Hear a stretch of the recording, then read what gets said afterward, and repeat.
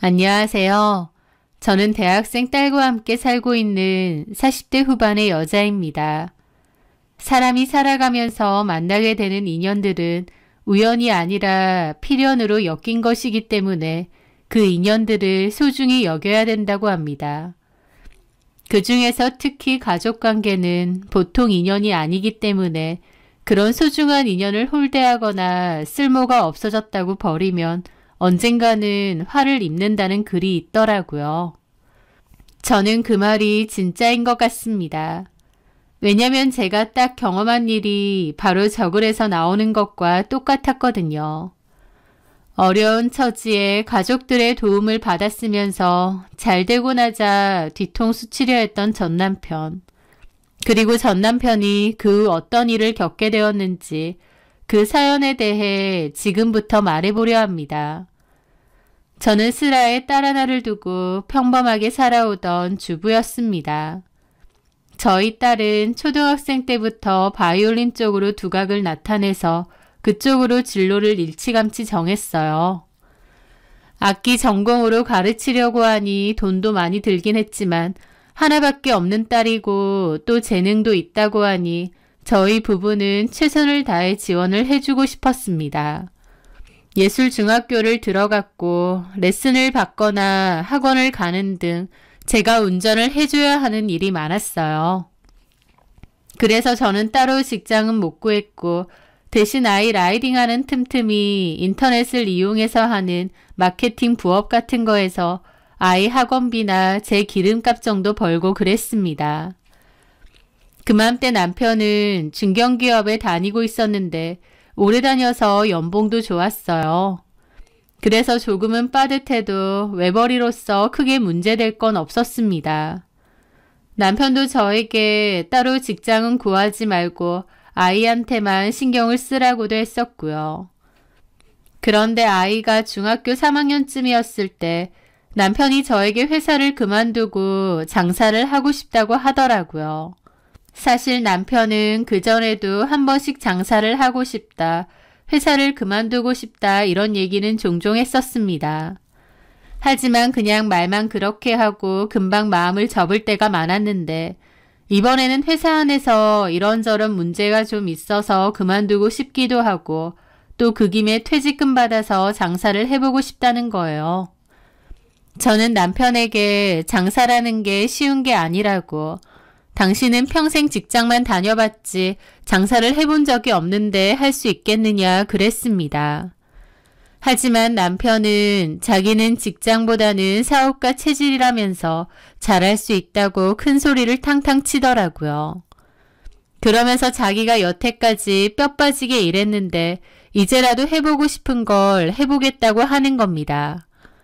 저는 아이한테 돈 들어갈 일도 많고 저도 따로 직장이 없다 보니 남편이 덜컥 회사를 그만둔다는 게 반가울 수는 없었습니다. 하지만 남편이 의지가 대단했고 또 자기가 뭘 해서라도 저랑 저희 딸 승주는 안 굶길 거니까 자기를 믿어주라고 하더라고요. 그래서 저도 알겠다고 당신이 하고 싶은 대로 하라고 나도 열심히 도와주겠다고 했습니다.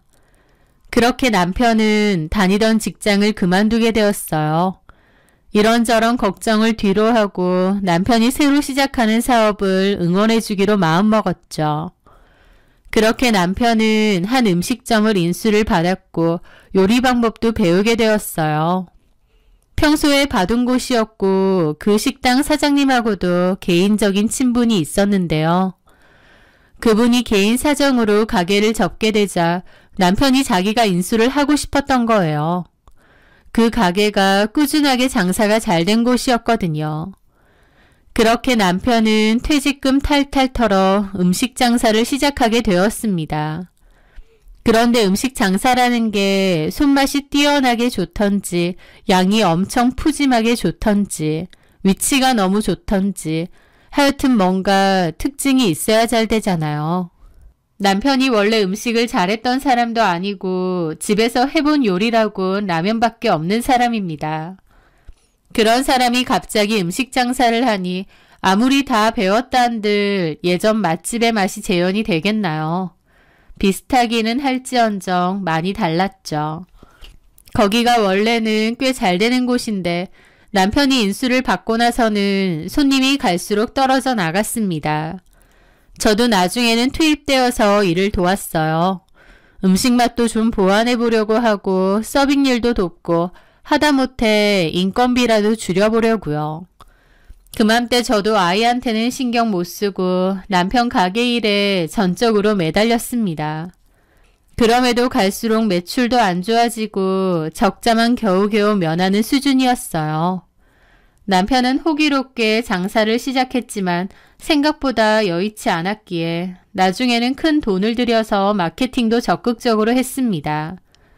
저도 좀 도와보려고 나름 가게 블로그도 만들어서 홍보도 하고 노력을 했지만 근본적으로 뭐가 달라진 게 아니다 보니 장사는 계속 지지부진했죠.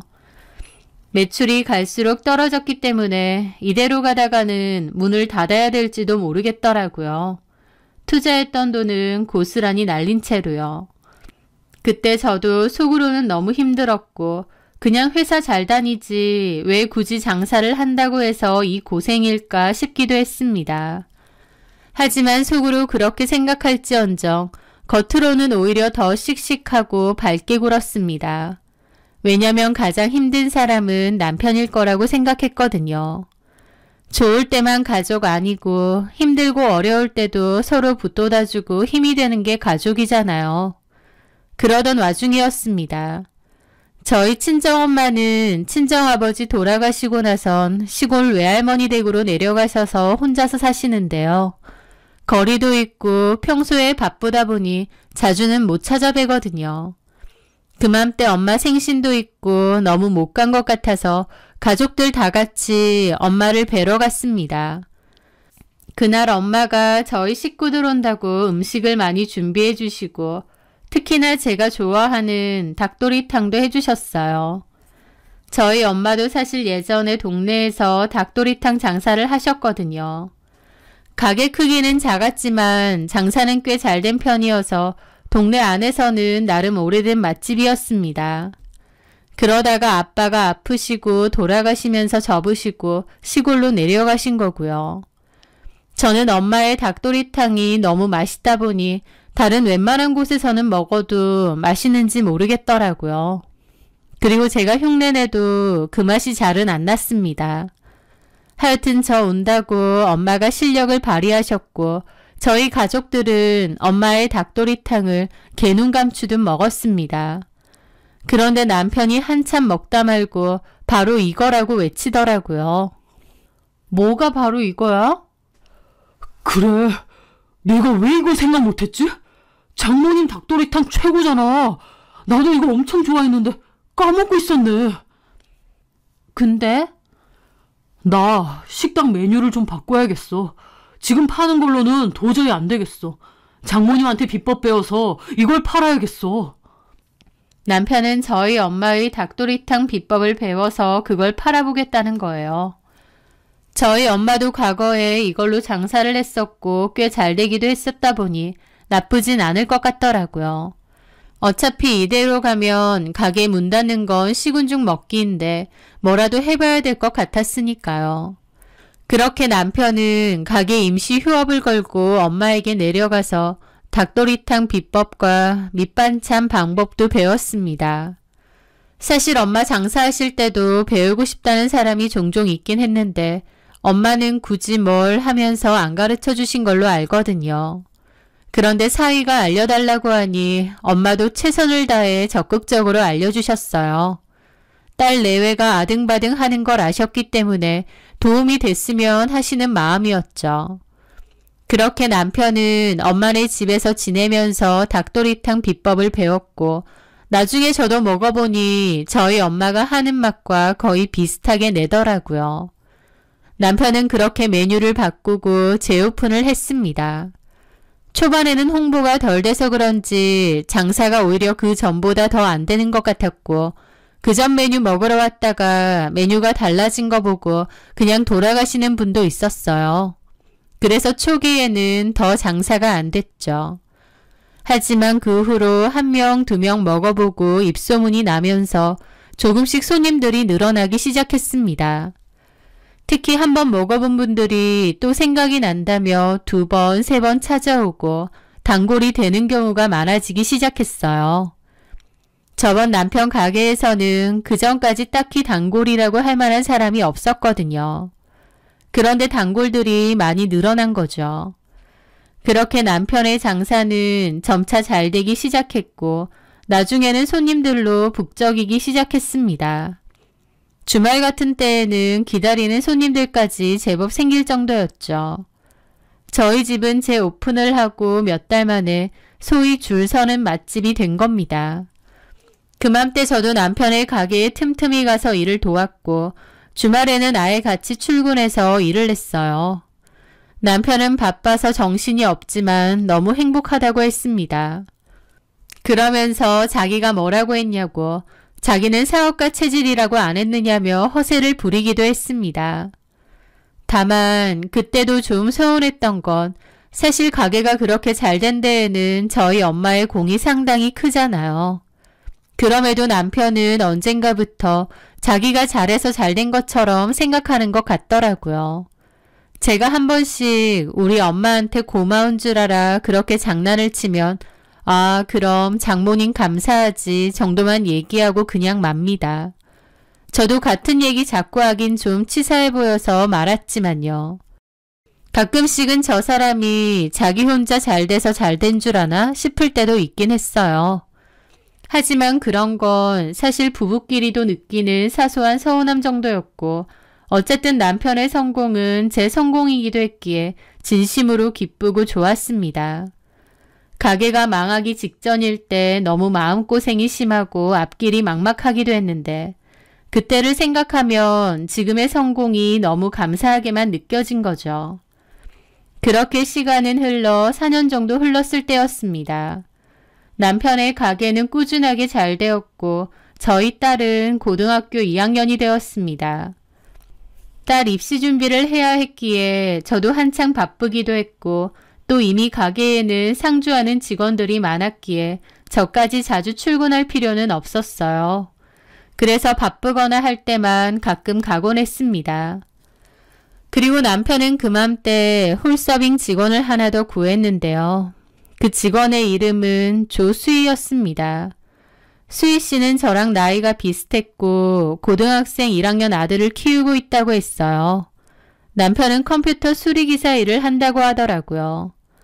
초반에 일할 땐 수희 씨 남편이 퇴근한 수희 씨를 종종 데리러도 왔었습니다. 부부금슬도 좋아 보였고 수희 씨나 수희 씨 남편 둘 다 성격이 싹싹하고 좋아 보이더라고요. 가게 입장에서는 싹싹하고 애살 있게 열심히 해주는 직원이 있는 게 참 고마운 일이기 때문에 저도 수희 씨를 참 좋게 봤었습니다. 그런데 한 1년 정도 지났을 무렵이었습니다. 저는 오랜만에 아이랑 같이 밥을 먹기 위해 남편네 가게에 가게 되었어요. 그리고 거기서 직원분들이랑 얘기를 나누다가 별 생각 없이 수희 씨한테 오늘 비도 많이 오는데 남편분이 퇴근하면 데리러 오시냐 그랬거든요. 그런데 수희 씨 표정이 좀 어색해지면서 안 와요. 저 이혼했어요. 그러는 겁니다. 그 말에 저는 좀 당황했죠.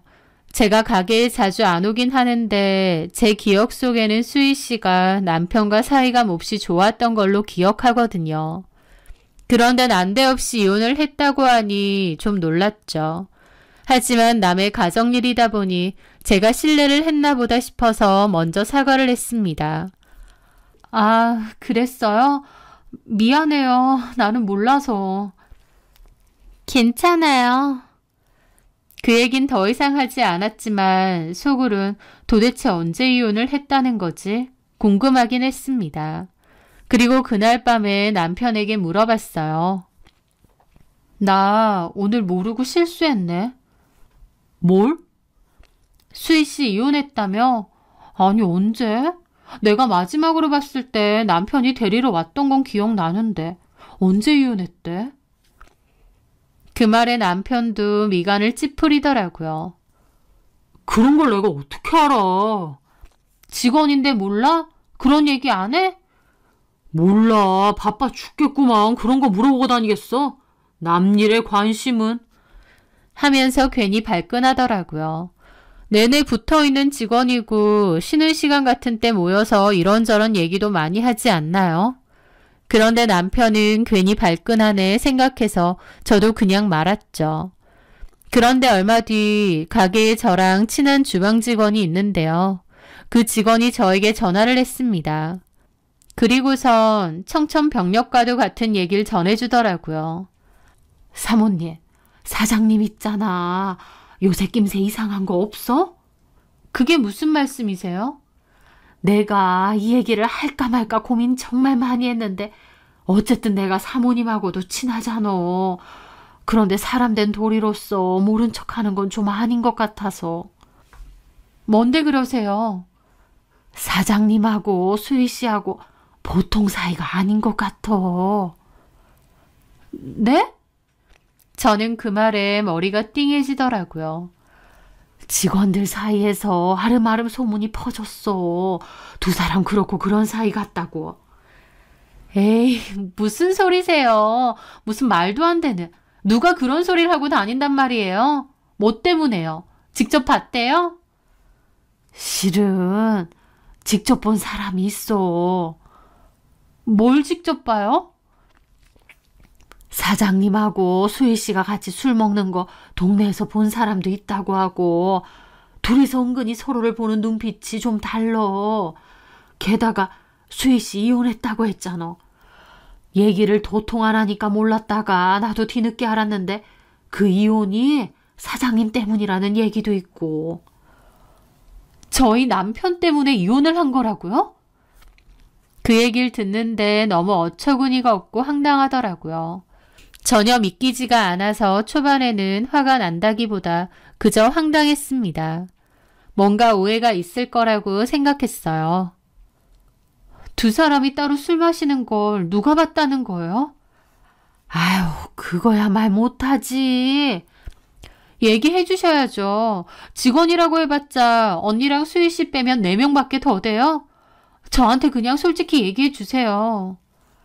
괜히 나한테 들었다고는 하지 말고. 그런 얘기는 안 할게요. 혁수 씨가 봤대.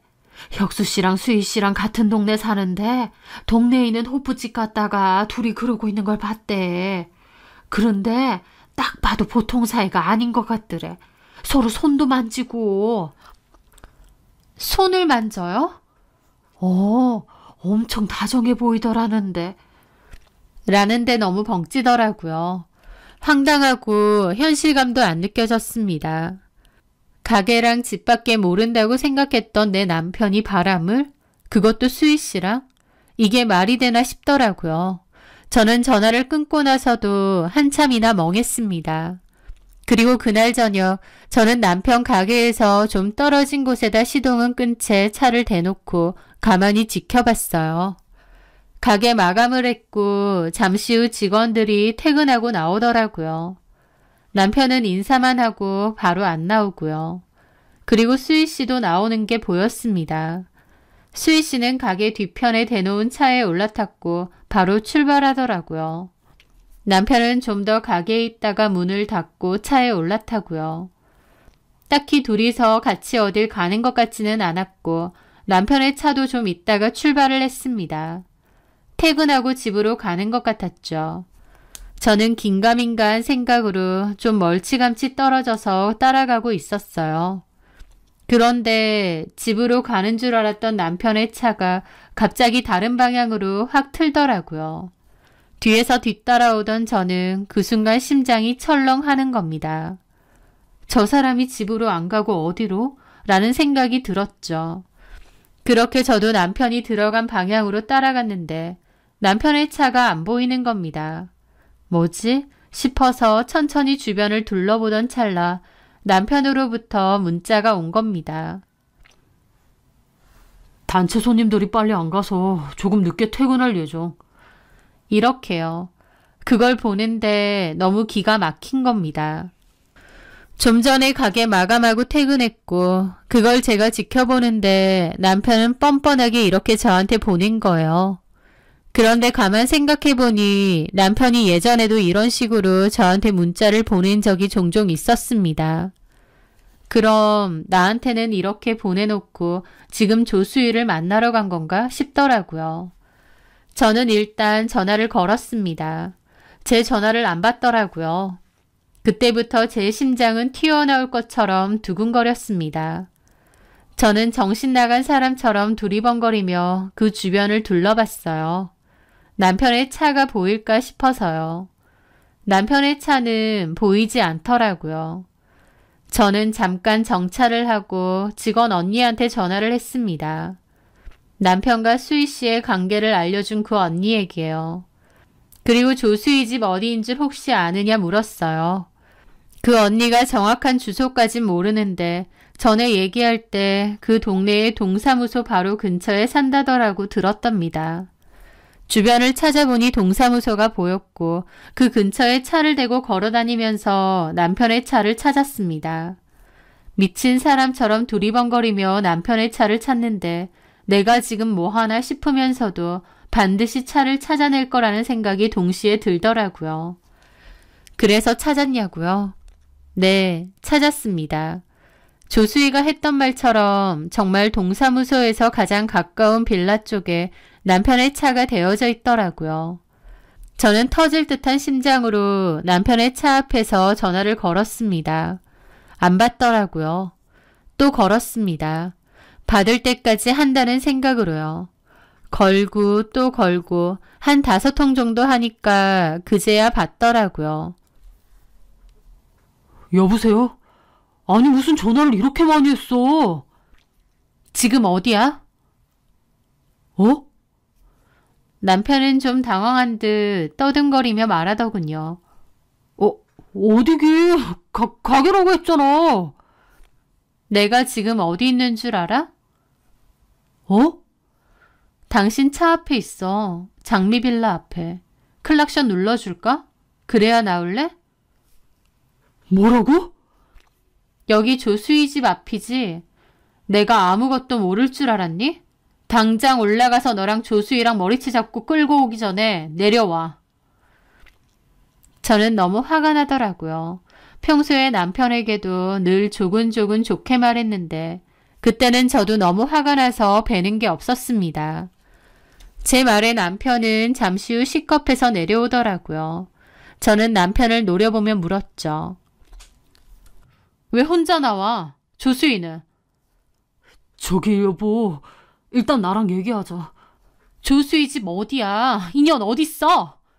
아 여보, 나랑 얘기를 좀. 조수희 어딨냐고! 저는 소리를 지르며 난리를 쳤고 지나가는 사람들 다 쳐다보니까 남편은 저를 끌고 차 안으로 황급히 들어가더라고요. 저는 차에 타자마자 남편 귀싸대기를 때리고는 울부짖었죠. 어떻게 나한테 이럴 수가 있느냐고요. 남편은 굳은 얼굴로 바로 출발하더라고요. 저는 가는 내내 울고 소리 지르고 남편은 아무 말도 하지 않았습니다. 그렇게 집 주차장으로 왔고 남편과 저 둘 다 30분가량 아무 말도 안 하고 가만히 앉아 있었습니다. 할 말 없어? 미안하다. 조수희랑 바람핀 거 맞지? 미안하게 됐다. 네가 인간이야? 우리 엄마 요리비법 가져다가 식당 잘 되니까 바로 딴짓이야? 제 울분에 찬 외침에 남편은 고개만 숙인 채 그저 미안하다는 말만 반복했습니다. 하지만 그 눈빛 어디에서도 진심 어린 반성은 찾아볼 수 없었죠. 집으로 돌아오는 내내 그리고 집에 도착해서 언제부터 그랬느냐 물어봤습니다. 남편은 입을 열지 않았고 저는 그럼 그냥 이혼하자고 했습니다. 제가 이혼 얘기를 하는데도 남편은 가만히 있었는데 오히려 그 모습에 가슴이 철렁하더라고요. 이 인간이 진짜 이혼을 하든 말든 상관없다 그건가 싶고요. 그런데 남편이 갑자기 빌기 시작했습니다. 내가 정말 죽을 죄를 지었다. 죽을 죄를 지었으면 다 얘기하라고. 그래, 얘기할게. 조수희랑은 한 3개월 정도 됐어. 그때 조수희가 이혼하고 나서 많이 힘들어했고 위로해주다가 그만. 애초에 이혼이 당신 때문 아니고. 아, 무슨 소리야. 그런 건 아니야. 나랑은 별개 문제로 헤어진 거고 어쨌든 그때 많이 힘들어해서 위로해주다가. 그러다가 정분이 났다고? 조수희는 왜 이혼한 거래? 남편 문제였대. 왜? 그쪽 남편도 바람 폈대? 아니, 돈 문제도 있고. 와, 진짜 뒤통수도 이런 뒤통수가 없다. 나는 조수희 씨 열심히 살고 싹싹하다고 고맙다고 생각했는데 당신이랑 뒤에서 이러고 다녔다고. 둘 다 미친 거지. 특히 당신은 이러면 안 되지. 당신 가게 누구 때문에 잘 된 거야? 우리 엄마 비법 다 가져다가 잘 되니까 이제 딴지. 사람이 할 짓이야? 제 말에 남편은 꿀먹은 벙어리처럼 아무 말도 못하더군요. 그러더니 조수희 내보낼게. 다시는 안 만날게. 그런다고 없던 일 되는 거 아니야. 승주 생각해서 한 번만 봐주라. 너 딸 생각하는 인간 맞아? 그래, 내가 죽일 놈인데 어쨌든 승주 곧 대학도 가야 되고 한 번만 봐줘. 바로 끝내고 다시는 안 만날게. 딸아이의 이름까지 팔아가며 용서를 구하는 모습이 역겨웠습니다. 하지만 그때에는 저 역시도 이혼까지는 마음이 없었어요. 남편의 배신이 너무 괴롭지만 딸도 걱정되고 저도 너무 억울해서 이대로 이혼하고 싶지는 않았습니다. 누구 좋으라고요. 하지만 그렇다고 이대로 그냥 넘어가고 봐주고 싶지도 않았습니다. 저는 정 나한테 미안하고 조수희랑 끝낼 생각이면 집 명의 나한테 넘기라고 했습니다. 남편은 그 말에 조금 놀라고는 아무 말도 안 하더라고요. 저는 다시 코웃음 쳤죠. 딸 생각해서 이혼보리 어쩌고 좋아하네. 적당히 속이고 뒤에선 또 조수희 만나게. 사람을 물러봐? 됐어. 그냥 이혼해. 나 그냥 너랑 이혼하고 이 집 내 지분만큼 가질 거야. 그리고 네 가게에도 소문 다 낼 거야. 제가 그러자 남편이 고개를 끄덕이더라고요. 알았어. 명의 바꿔줄게. 네 거 해. 그냥 네가 다 가져. 라더군요. 집 명의까지 저한테 넘기고 제 거 하라고 하니까 저도 일단은 참았습니다. 그리고 남편에게 용서는 딱 한 번뿐이라고 했어요. 그렇게 남편은 다음날 바로 조수희를 내보냈고 저는 조수희에게 문자로 내 눈에 띄면 가만 안 둘 테니 꺼지라고 보냈습니다. 그리고 곧바로 집 명의를 저한테 바꾸는 절차를 밟았어요. 그렇게 한다 한들 제 속이 풀리는 건 아니었고 상처와 배신감은 그대로였습니다. 그래도 딱 한 번은 내가 넘어가 준다라는 생각으로 이 악물고 넘어간 거죠. 그렇게 표면적으로는 평화가 찾아온 듯 보였습니다. 하지만 그 평화가 오래가지 못했습니다. 왜냐하면 그 사건 2달 뒤 저는 남편의 수상한 행동을 다시 포착했거든요. 남편이 통장에서 정기적으로 돈을 현금으로 인출하는 것을 알게 되었습니다. 적지 않은 돈이어서 이걸 도대체 어디 쓰나 했는데 나중에 알고 보니 조수희에게 준 생활비더라고요. 그 사실을 알고 저는 또 뒷목을 잡았죠. 네, 남편은 조수희와 헤어지지 않았습니다. 저는 거품 물고 남편에게 따져 물었습니다. 그런데요, 남편은 이번에는 변명조차 하지 않더군요. 오히려 기다렸다는 듯이 혹은 모든 걸 체념한 듯이 저를 바라보며 말했습니다. 이렇게 된 거 더는 속이고 살기 힘드네. 우리 이혼하자. 당신한테는 미안하지만 이렇게 사는 것도 의미가 없는 것 같네. 이혼하자고? 네 입에서 이혼 소리가 나와? 한번 봐줬더니 보란 듯이 또 뒤통수 치고 그년이 그리 좋디? 뭐가 그리 좋디? 뭐가 그리 좋아서 와이프고 자식이고 다 내다버리고 그년한테 가고 싶다는 거야? 수희한테는 내가 필요하고 나도 수희가 필요해. 기가 막히고 어이가 없어서 말도 나오지 않았습니다. 얼마 전까지 딸 팔아가며 용서를 빌던 인간이 이제 와서 집 하나 던져주고 이혼해달라니요. 배신감과 허탈함에 눈물이 쏟아졌지만 동시에 깨달았습니다. 이 남자에게 더 이상 미련을 가질 필요가 없다는 것을요. 그래, 알겠다. 나도 당신이 대단히 좋아서 이러는 거 아니야. 이혼하고 그년이랑 살고 싶다고 하면 그렇게 해줄게. 어디 한번 살아봐. 바람 안 피는 놈은 있어도 한 번 핀 놈은 없다더라. 내가 둘이 어쩌고 사는지 어디 한번 잘 지켜볼게. 그렇게 저도 이혼을 결심했습니다. 남편은 저에게 집 명의를 넘겼는데 이제 와서 아까운지 아니면 조수희가 뒤에서 수작질을 하는 건지 다시 집을 되찾으려고 소송을 걸기까지 하더군요. 저는 그렇게도 안 되고 내가 도리어 소송을 걸 거라고 했습니다. 그런 옥신각신 끝에 결국 집은 남편의 지분 없이 온전히 제가 갖기로 했고 대신 위자료 소송 없이 이혼을 하기로 했습니다. 어찌됐든 제가 5억 상당의 집을 갖기로 한 거기 때문에 금액적으로 보면 손해는 없었죠.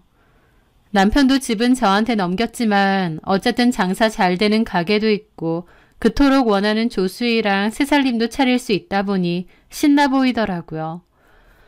그렇게 모든 것을 정리하고 남편과 저는 남남이 되었습니다. 그 과정에서 저희 딸도 그 사실을 다 알게 돼서 아빠를 더 이상 안 보고 싶다고 하더라고요. 남편 놈도 조수희한테 푹 빠져서 딸애한테 연락도 제대로 안 했고요. 여자에 미치니 자식도 안 보이는 그런 인간이었습니다. 그렇게 남편과 저는 갈라선 후 각자의 삶을 살고 있었어요. 그런데 이혼하고 얼마 지나지 않아 전 남편의 가게에는 이상한 일이 벌어지기 시작했습니다. 전 남편이 운영하는 가게의 통유리창에 누군가 밤사이 붉은색 락커로 불륜 남녀, 더러운 인간들 같은 험한 글씨를 휘갈겨 놓고 달아나는 일이 발생한 겁니다. 소식을 전해 들었지만 저는 아무렇지도 않았습니다. 그들이 자초한 일이니까요. 그런데 아니나 다를까 전 남편에게서 길길이 날뛰는 전화가 걸려왔습니다. 당신이지? 당신이 한 짓이지? 집까지 줬는데 뒤에서 이런 치졸한 짓이나 해? 저는 코웃음을 치며 차갑게 대답했습니다. 놀고 있네. 나는 니들 어떻게 사는지 관심도 없고 얽히고 싶지도 않아. 어디다 대고 난리야. 가게에 CCTV도 없어? 그 CCTV가 고장이 나가지고. 어쩌라고. 아무 증거도 없이 어디다가 전화해서 난리야. 뭐 듣자니 불륜 어쩌고 적어놓은 모양인데 그럼 착하게 살지 그랬어. 당신 진짜 아니야? 나는 그렇게 가게에다 안 적지. 내가 했다면 네 면상에다가 적었을 거다. 다시는 이딴 전화하지 마. 그렇게 저는 전화를 끊었습니다. 그런데 저도 좀 궁금하긴 하더라고요. 도대체 누가 싶었죠. 남편이 그 낙서를 지웠는데 얼마 뒤에 또 붉은 글씨가 새겨졌습니다. 덕분에 동네에는 전 남편과 조수희의 불륜 사실이 삽시간에 퍼져나갔죠. 손가락질하는 사람들과 수군거리는 시선 때문에 가게는 장사에도 큰 타격을 입기 시작했습니다.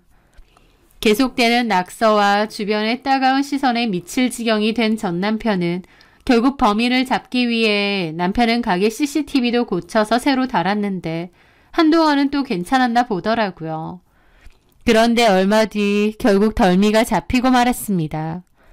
컴컴한 새벽 시간 주위를 살피며 붉은 락커를 꺼내 유리창에 글씨를 쓰는 그 범인은 다름 아닌 조수희의 고등학생 아들이었던 겁니다. 조수희의 아들은 조수희가 이혼 후 친아빠랑 산다고 들었던 것 같아요. 원래는 말수 적고 조용조용한 학생이었던 걸로 아는데요. 엄마의 불륜으로 가정이 깨지고 또 아빠와 자신을 버리고 새 가정을 꾸린 엄마에 대한 원망, 제 전남편에 대한 분노로 그런 짓을 벌인 거였습니다. 전남편은 저에게 조수희가 먼저 이혼을 했고 그걸 위로해주다가 눈이 맞았다고 하지만 사실은 아니었어요. 그 두 인간이 진작에 눈이 맞아서 바람이 났고 그걸로 조수희도 이혼을 한 거였더라고요. 그 더러운 인간들의 짓 때문에 그 아들도 상처를 받아서 이런 짓을 벌인 거였습니다.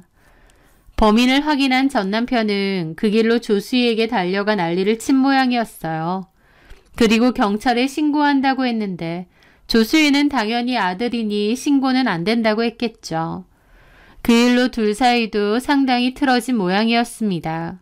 결국 남편은 조수희가 필사적으로 말림해도 조수희 아들을 재물 손괴 혐의로 신고해버렸다고 하더라고요.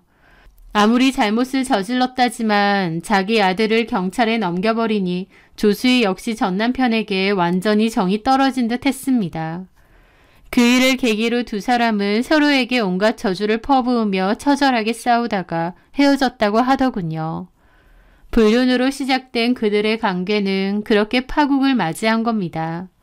엎친 데 덮친 격으로 동네에는 이미 전 남편과 조수희의 불륜 사실, 그리고 조수희 아들의 낙서 사건까지 모르는 사람이 없을 정도로 소문이 쫙 퍼진 상태였습니다. 사람들은 대놓고 그들을 손가락질했고 가게 앞을 지나갈 때마다 혀를 차거나 비웃음을 흘렸습니다. 전 남편의 가게는 더 이상 예전의 맛집이 아니었습니다.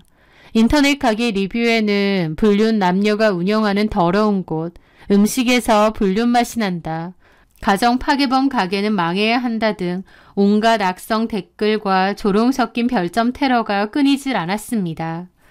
손님들의 발길은 당연히 뚝 끊겼다고 하더군요. 결국 얼마 버티지 못한 전 남편은 쓸쓸하게 가게 문을 닫아야만 했습니다. 한때 사업가 체질이라며 큰소리치던 그의 짧은 성공은 그렇게 허무하게 막을 내렸습니다. 물론 그 성공조차도 저희 엄마의 비법을 가져다가 이뤄낸 것이지만요. 가장 힘들 때 옆에서 힘이 되어주고 버텨준 가족들은 나몰라라 하고 배신하고 딴짓하던 남편의 말로가 참 비참해졌더군요. 반면 저는 어떻게 지냈냐고요? 제가 전 남편에게 받았던 그 집의 가격이 그 사이 호재로 크게 올랐습니다.